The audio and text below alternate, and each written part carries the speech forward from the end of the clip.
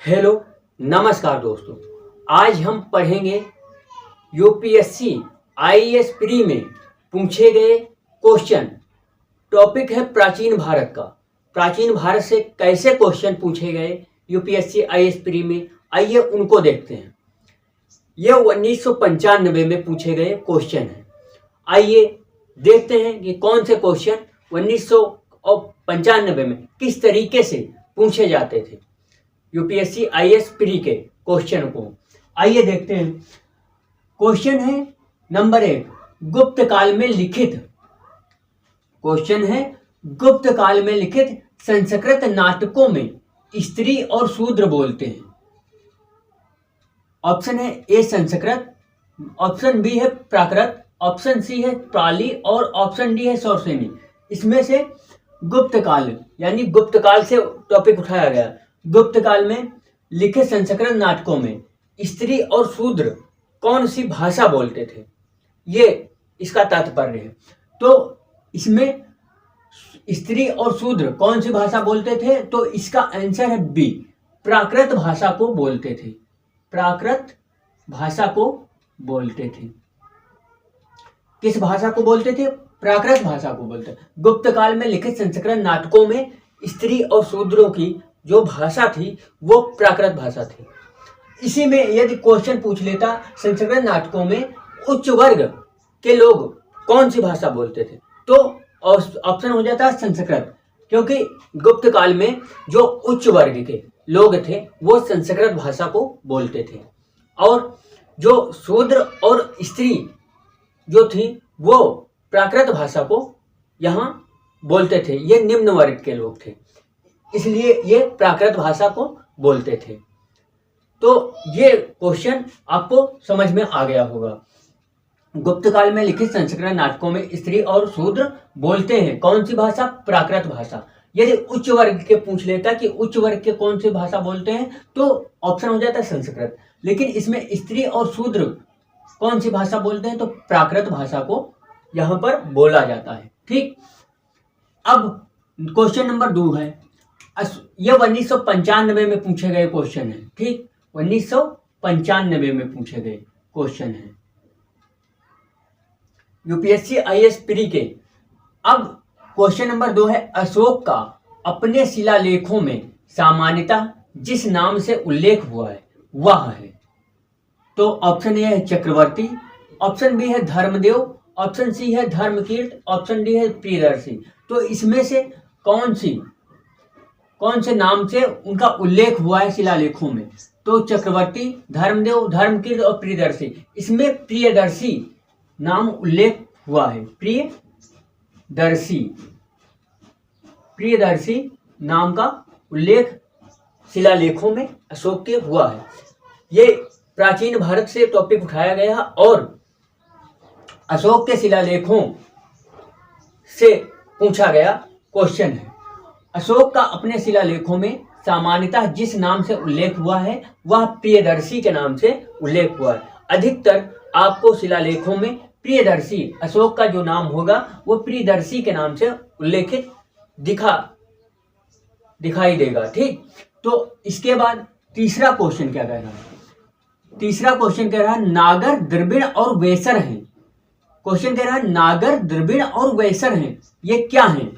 Option A है भारतीय उपमहाद्वीप के 3 मुख्य जातीय समूह। ऑप्शन बी क्या कह रहा है? भारतीय मंदिर वास्तु की 3 मुख्य शैलियां। ऑप्शन सी कह रहा है 3 मुख्य भाषा वर्ग जिसमें भारत की भाषाओं को विभक्त किया जा सकता है। ऑप्शन डी है भारत में प्रचलित 3 मुख्य संगीत घराने। तो नागर और द्रविड़ और वेसर ये प्राचीन, ठीक, भारतीय वास्तु, ठीक, भारतीय वास्तु मंदिर की ये शैलियां हैं। कौन सी? नागर, द्रविड़ और वेसर, ये 3 शैलियां हैं मुख्य जो भारतीय मंदिर की शैलियां हैं। और इनको, द्रविड़ को दक्षिण भारत में देखा जाता है। द्रविड़ को दक्षिण भारत की शैली कहा जाता है। दक्षिण भारत। और वेसर को मध्य भारत,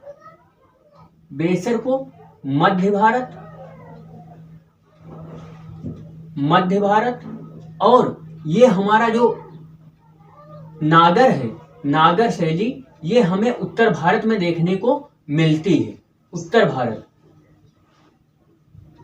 तो पूछा गया क्वेश्चन क्या है, नागर, द्रविड़ और वैसर क्या है, वैसर है क्या? तो भारतीय मंदिर वास्तु की 3 मुख्य शैलियां हैं। द्रविड़ को दक्षिण भारत में देखा जाता है, वैसर को मध्य भारत में, और नागर शैली को उत्तर भारत में देखा जाता है। ये भारतीय मंदिर की 3 मुख्य शैलियां हैं, ठीक, नागर, द्रविड़ और वैसर। ये भी टॉपिक कहां से उठाया गया है? ये भारतीय संस्कृत मंदिर संस्कृत से उठाया गया है, और भारतीय उपमहाद्वीप, ये प्राचीन भारत से ही पूछे गए क्वेश्चन हैं। तो नागर, द्रविड़ और वैसर, ये 3 भारतीय मंदिर वास्तु की 3 मुख्य शैलियां हैं। द्रविड़ को दक्षिण भारत में, वैसर को मध्य भारत में, और नागर को उत्तर भारत में देखा जाता है, ठीक। अब देखिए, चौथा क्वेश्चन पूछा गया है, अणुव्रत सिद्धांत का प्रतिपादन किया था। अणुव्रत सिद्धांत का प्रतिपादन किया था। ऑप्शन ए है महायान बौद्ध संप्रदाय, ऑप्शन बी है हीनयान बौद्ध संप्रदाय, ऑप्शन सी है जैन धर्म ने, नंबर डी लोकायत शाखा ने। तो इसमें हम क्या देखते हैं, ऑप्शन सी जैन धर्म। अणुव्रत सिद्धांत किसने दिया? जैन धर्म ने। जैन धर्म ने अणुव्रत सिद्धांत दिया। और अणुव्रत सिद्धांत क्या कहता है? इसमें 5 अणुव्रत सिद्धांत हैं, 5 अणुव्रत सिद्धांत हैं, ठीक, जैन धर्म में। तो इसमें जो ब्रह्मचर्य है, 4 जो अणुव्रत हैं वो पार्श्वनाथ जी ने जोड़ा। इसके बाद ये जो चौथा ब्रह्मचर्य है, ये हमारे महावीर 24वें तीर्थंकर जो थे महावीर स्वामी, उन्होंने ब्रह्मचर्य को जोड़ा था। तो इस तरीके से ये अणुव्रत सिद्धांत का प्रतिपादन जैन धर्म ने किया। महायान बौद्ध शाखा और हीनयान बौद्ध शाखा, 2 शाखाएं बौद्ध धर्म से संबंधित हैं। कौन कौन सी? महायान बौद्ध शाखा और हीनयान। इसमें जो महायान हैं तो वो लोग अपना कपड़े वगैरह पहनते हैं, और हीनयान वो कपड़े उपड़े नहीं पहनते, वो नग्न रहते हैं। तो ये हीनयान बौद्ध संप्रदाय है। तो आपको जैन धर्म पता चल गया। अणुव्रत सिद्धांत का प्रतिपादन जैन धर्म ने किया। जैन धर्म, और जैन धर्म में जो